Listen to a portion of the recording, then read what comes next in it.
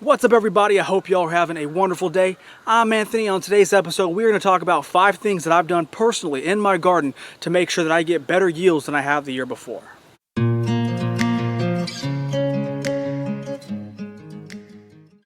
Alright, now I have to say this first. One thing I do not do is I do not spray anything in my garden. So you will not see any kind of steps in here involving pesticides or spraying any kind of fertilizers. That's just not something I do and I want to do. So keep that in mind whenever I'm giving you these steps. There are no fertilizers and there are no pesticides involved. Now, the first game changer I started doing a couple years ago that has absolutely helped me leaps and bounds more, especially when it comes to organically growing, is intermixing or interplanting herbs with my regular garden. Now, a lot of times when you think of having a garden or any kind of food plot, you're going to start to think about like just single rows of plants. You never want to do that in a home garden. You want to try to intermix as much stuff as possible.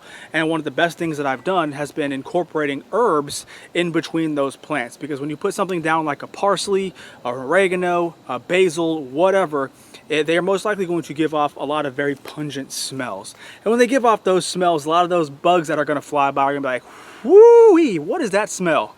I don't like that. And they're going to go somewhere else. So it's a really good opportunity for you to get more food away from the pests if you plant a whole bunch of herbs around your stuff, because guess what? Nothing's going to attack it if they can't smell it. Cool? All right, my number 2 is going to be something that a lot of people are starting to do these days, but a lot of people still aren't, and that is going to be growing up. Using a trellis. Now, these are pole beans. These are probably the only thing left over from my summer garden because they're still drying on the vines. However, it doesn't just have to be pole beans that you grow up. Things like peas, things like cucumbers, other squashes. I mean, I grew melons vertically this year. They were growing all over my fence. So when you grow things up, it basically gives you more stuff to be able to plant on the ground because you have more space on dirt. But it also makes sure that whatever may be going underneath to attack your fruits, especially in terms of like cucumber, whatever, it's more open. So predators like wasps and whatnot can get to it first. So you have a really good chance of making sure that you keep a lot of your products if you grow up. Another good plus is when you do grow up, you get more uniformity. So say you are growing, say, cucumbers on a trellis. When you grow them up, the cucumbers are going to start dangling down. You're more likely going to get a uniform shape, a better shape, instead of when they're growing on the ground and they may hit a rock or a piece of dirt or whatever and they start getting these weird bends to them. I know that doesn't have anything to do with how they eat because they still eat the same, but if you are doing anything like canning, then you're going to want that uniformity.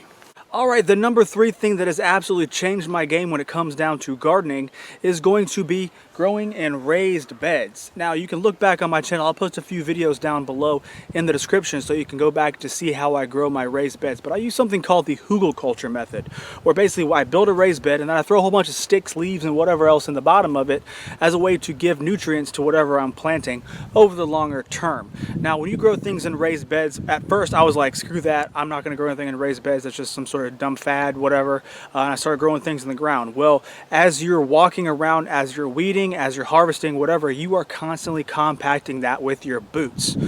So you're never going to have that nice, loose, loamy soil as long as you're stepping on it. And let's be honest here, there's a lot of plants that like nice, loose, loamy soil. So by not stepping on things, it actually makes everything a lot better. And when you put things in a raised bed, you're more likely going to come across that soil never being compacted. Even during a hard rain, you're still going to get some pretty loose soil, and your plants will absolutely thank you for it. I was always a big critic of raised beds until I started to build my own. My first one completely blew me away, and as I put this one together, as you can see in the description, and I put a whole bunch of stuff down, I mean, my peppers I put here were leaps and bounds, 10,000 times better than I ever could have imagined. Same thing with my cherry tomatoes. I got pounds and pounds and pounds from just one plant. That is something you cannot say when you put something in the ground. So I'm a firm believer in raised beds, and I think you should be too. Now, another plus when it comes down to doing raised beds is a lot of weeds like compacted dirt, because that's one of nature's way of kind of breaking up compacted dirt is by making a weed grow there. So a lot of times you're going to find these more stepped on places that people walk, you're going to find more weeds because that's nature's way of decompacting or breaking up that soil. So if you have a raised bed, guess what? If the ground's never compacted, weeds can't really take control. So you can easily just grab them as they get started and toss them. You don't have to worry about sitting there pulling hardcore and maybe missing that taproot. They just come right out. Okay, so that brings me to number 4, and that is going to be mulching. Using a weed-free straw or bark clippings, or I mean whatever you got, but any kind of mulch has absolutely changed my game. It's one of those things where you get so used to coming out weeding, especially if you've been doing things in the ground. You get so used to coming out weeding that you're just like, all right, whatever, you know, I got to deal with weeds. Well, when you mulch, not only are you I say disregarding, but discouraging weeds, you're also increasing the ability for that plant to hold on to water, to moisture. Now, this doesn't work in every single climate. You can talk to my friend Reed over at Manifestation of Imagination. He actually can't mulch out in the desert because it helps burn up plants. It keeps everything a little too hot. But in my climate in South Carolina, mulching is probably one of the best things that I've ever done, because when you do mulch, not only do you not have to water every single day, which helps because you're not washing out nutrients, when you mulch, you're also keeping that soil temperature down. Keeping the soil temperature down makes a lot of plants be happy, because I've noticed, especially when it comes down to things like peppers, tomatoes, especially tomatoes, when the soil temperature gets too hot, they go into slow-mo mode. They kind of just pause. They don't really want to grow. They kind of just wait for it to get back below 90 or 95. But when you mulch, you don't have to worry about that problem. Another plus of mulching is it discourages weed growth. Now, there's a lot of things out there that can kind of shade out their own weeds, sweet potatoes, squashes, things like that. They can kind of create their own shade, and you really won't get too much weed competition after they get established. But there's other things that are going to start taking out a lot of nutrients by being a weed. So if you want to discourage that from the get, that is a really good idea to start mulching. So you don't have to worry about that problem. You can kind of just mulch, open up a little area, plant your seed, and congratulations. You really don't have to worry about weeding like you would in the ground. And fifth and finally, one of the best things that I ever have started doing has been saving my own seed. Now, for those of you who don't know, who consistently go and buy seeds at the supply store, the farm store, whatever, that's fine. There's nothing wrong with doing that. You just got to know that those seeds are most likely going to be grown probably hundreds, if not thousands of miles away from where you are. So every single time you plant one of those seeds, that plant is having to get used to your climate. However, if you plant a seed from your area or in your area, say you save your own seed like I do, then that plant already has kind of encoded in it, hey, this is what I need to do to survive this climate. So the next year you plant, that seed is most likely going to perform better. So for those of you who have done it before, including myself, I'm just going to go ahead and say, when you save seed and use it this following season after season, those plants are probably 10 times stronger than something you can get out of a store. Now, I've been saving seeds from my beans, my pole beans. These are rattlesnake pole beans over here. I'll show them to you right there. I have been saving those seed for 4 years now, and every single time I save seed, that plant gets stronger and stronger, like to the point where I really didn't even have to water this thing this year because it was so drought tolerant. It was able to just take the rain and do what it's needed to do. Granted, I always water my stuff anyway, but I really didn't have to water that much this time because it really wasn't showing any kind of signs. Also, whenever you save seed, the pests in the area seem to every single year not mess with it as much. It's almost like the plant's just healthier and it doesn't give out that distress signal that pests like. So if you can, I highly encourage you saving seeds because it's going to make that plant 10 times stronger for your climate and your climate alone. So right here I have garlic and carrots.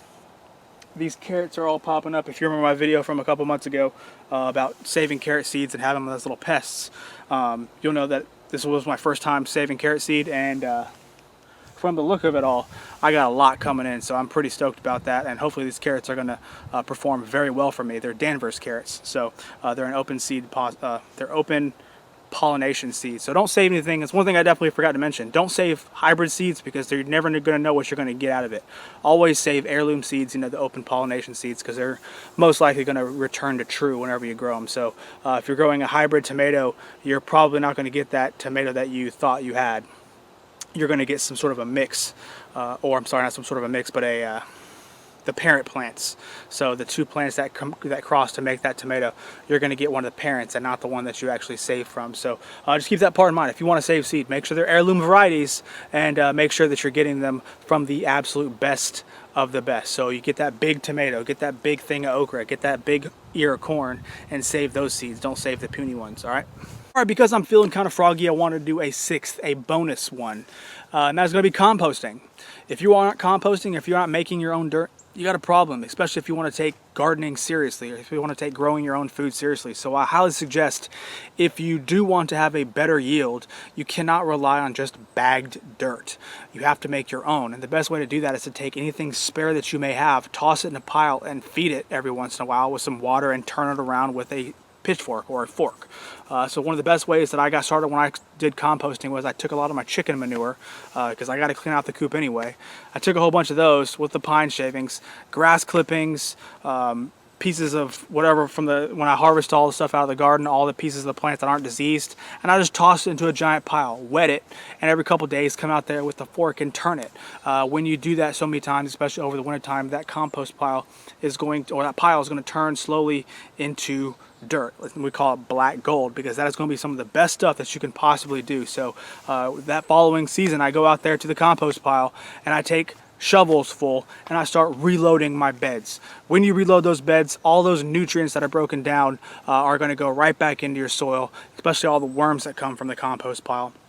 And you will have a much better garden by doing so, because you don't have to worry about relying on fertilizer. So I highly suggest, if you want to get serious about growing your own food, you definitely start doing your own compost pile. As a matter of fact, I'll probably do a video on composting alone, because I think it is that important. So just keep that part in mind. Composting absolutely makes a difference. All right, there you have it. That is my list. Those are the 5, well actually 6 things that have made me get better yields or more production out of my small 20 by 20 garden. Now I'm constantly tinkering around with things to see what actually works better. So if you have something that's worked better or that I did not mention, please do me a humongous favor and mention it down in the comment section below. I'm always looking at something new to try, because I want to do everything I possibly can to get better production out of such a small space. So if you have something better, please definitely leave it down in the comment section. But if you like this video, if it helped you at all, please do me a humongous favor and give me a thumbs up. Subscribe to my channel if you haven't, and I'll catch you all in the next one, okay?